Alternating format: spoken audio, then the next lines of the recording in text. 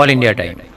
નમસ્કાર દર્શક મિત્રો, દેડિયાપાડા ખાતે તમામ તાલુકાના સરપંચો દ્વારા પ્રાંત અધિકારી સાહેબને આવેદનપત્ર, જેમાં તમામ સરપંચશ્રીઓએ મનરેગા યોજના હેઠળ 60-40ના રેશિયા પ્રમાણે લેબરના કામો શરૂ કરાવવા તથા ઈ ટેન્ડરિંગ પ્રક્રિયા રદ કરવી, વિકાસના કામો ગ્રામ પંચાયતને ફાળવવા, આવાસ યોજના રીસર્વે કરી ખુલ્લી મૂકવી વગેરે બાબતે પ્રાંત અધિકારી સાહેબને આવેદનપત્ર આપવામાં આવ્યું।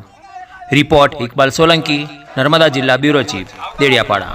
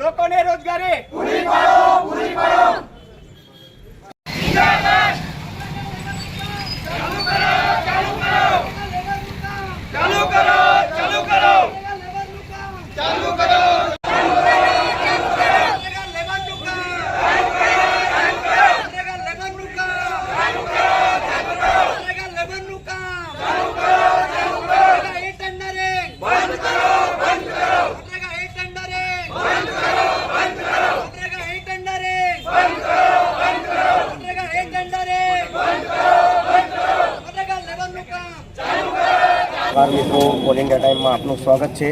હું છું ઇકબાલ સોલંકી। આપણે આવ્યા છીએ અહીંયા મનરેગાનું જે આ સરપંચશ્રીઓ જે દ્વારા અહીંયા આવેદનપત્ર આપવામાં આવ્યું છે, તો સરપંચશ્રીના જે પ્રમુખ છે એમને આપણે પૂછીશું કે શું હકીકત છે અને શાના માટે એ લોકોએ આ આવેદનપત્ર આપેલું છે, એની હકીકત જાણીશું। સરપંચના પ્રમુખ તરીકે જે છે, શું નામ છે તમારું? મારું નામ કુંવરજીભાઈ અમરસિંહભાઈ વસાવા, કેબડી ગુજકા પંચાયત સરપંચશ્રી અને હાલમાં સૂચિત સરપંચ સંગઠન દેડિયાપાડા તાલુકાના પ્રમુખ તરીકે। શાના માટે આવેદનપત્ર તમે અહીંયા આપવામાં આજે અમે 3 માંગણીઓ લઈને પ્રાંત કક્ષાએ આવેદનપત્ર આપવા માટે આવ્યા છે। પ્રથમ અમારી માંગણી છે કે મનરેગા યોજના હેઠળ 60-40ના રેશિયામાં લેબર કામ જે મળવું જોઈએ તે અમને મળતું નથી અને એ ઈ ટેન્ડરિંગ પ્રક્રિયા જે છે એ રદ કરવામાં આવે। ઈ ટેન્ડર પ્રક્રિયાથી અમને વહીવટી મંજૂરી સમયસર મળતી નથી, ઈ ટેન્ડરિંગ પ્રક્રિયા રદ કરવામાં આવે અને અમને 5 લાખના અંદરના કામો ગ્રામ પંચાયતને જ મળે। ગુજરાત સરકારશ્રીના પરિપત્ર મુજબ 5 લાખના અંદરના કામો ગ્રામ પંચાયત જ ને મળવાપાત્ર છે અને અમલીકરણ એજન્સી જ ગ્રામ પંચાયત છે।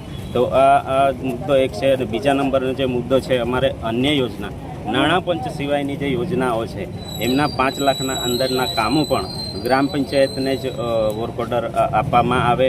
અને ત્રીજા નંબરનો અમારો જે મુદ્દો છે કે પ્રધાનમંત્રી આવાસ યોજના અંતર્ગત અત્રે 24-25-26માં જે સર્વે કરવામાં આવ્યું છે આવાસ સોફ્ટથી, તેમાં ટેકનિકલ કારણે સર્વે કરવામાં આવેલ ખરેખર મળવાપાત્ર લાભાર્થીઓના નામ યાદીમાં બતાવતું નથી। તો સરકારશ્રીને આપણા માધ્યમથી અમે વિનંતી કરીએ છીએ કે પ્રધાનમંત્રી આવાસ સોફ્ટ રીસર્વે માટે ફરી ચાલુ કરે। આટલી માંગણી લઈને અમે પ્રાંત કક્ષાએ આવેદનપત્ર। તો તમારું એવું કેવું છે અત્યારે જે આ કામો બધા ચાલી રહ્યા છે એ કોના થકી ચાલી રહ્યા છે? સરપંચ થ્રુ નથી થઈ રહ્યા? સરપંચ થ્રુથી થાય છે, પરંતુ અમુક કામો બારોબાર કરી દેવામાં આવે છે, પછી સરપંચને ખબર પડે। એટલે એવી એજન્સીઓને સોંપી દેવામાં આવે છે?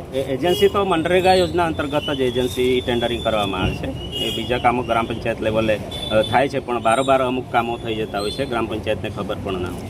એટલે સરપંચોનું કેવું એવું છે કે આ જે પ્રક્રિયા જે છે એ બધી પ્રક્રિયા અમારા થ્રુ થાય એવી રીતે? હા, ખરેખર ગુજરાત સરકારના પરિપત્ર મુજબ 5 લાખના અંદરના કામો જે છે ગ્રામ પંચાયતને જ મળવાપાત્ર છે, પરંતુ ગ્રામ પંચાયતને અમુક વાર ખબર પણ નથી હોતી। બારોબાર કામ થઈ જાય એના પછી ઠરાવ માંગવામાં આવે છે ગ્રામ પંચાયત પાસે, એના પછી નકશા માંગવામાં આવે છે। એના સામે અમારો વિરોધ છે। હું છું ઇકબાલ સોલંકી। આ તો પ્રમુખ સરપંચના પ્રમુખ તરીકે હતા।